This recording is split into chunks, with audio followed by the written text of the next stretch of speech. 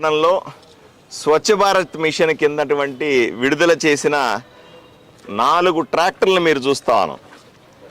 చెత్తను తీసేయడానికి 4 గ్రామాలకు బసాపురం, బైచిగేరి, సంతకోడూరు, నాగనాథనహల్లి 4 గ్రామాలకు సంబంధించినటువంటి ఈ 4 ట్రాక్టర్లని ఈరోజు మేము గ్రామాలకు అందివ్వడం జరుగుతూ ఉంది.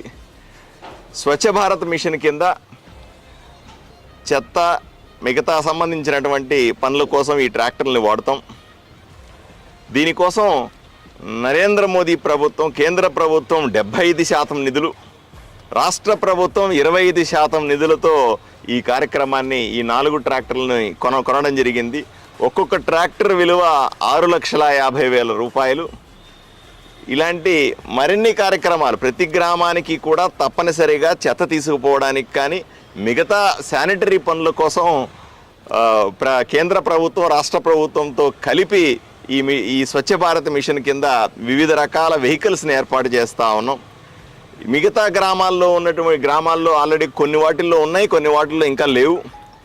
ఏ గ్రామాల్లో అయితే ఈ చెత్త క్లీన్ చేయడానికి ట్రాక్టర్లు లేవో, మిషన్లు లేవో, లేకపోతే దానికి సంబంధించిన సదుపాయాలు లేదు, వీటన్నిటినీ కూడా తయారు చేసి అన్ని గ్రామాల్లో కూడా ఈ రకమైనటువంటి సదుపాయాలు, స్వచ్ఛతకు సంబంధించిన, పారిశుద్ధ్యతకు సంబంధించిన సదుపాయాలను ఏర్పాట్లు వెంటనే చేస్తామని మీకు అందరికీ తెలియజేస్తానికి సంతోషిస్తూ ఉన్నాను. అంటే కేంద్ర ప్రభుత్వం 75%, రాష్ట్ర ప్రభుత్వం 25% నిధులు ఇచ్చి ప్రతి గ్రామానికి కూడా పారిశుద్ధ్యం కోసం ప్రత్యేకంగా ఏర్పాటు చేస్తున్నటువంటి వసతి ఇది.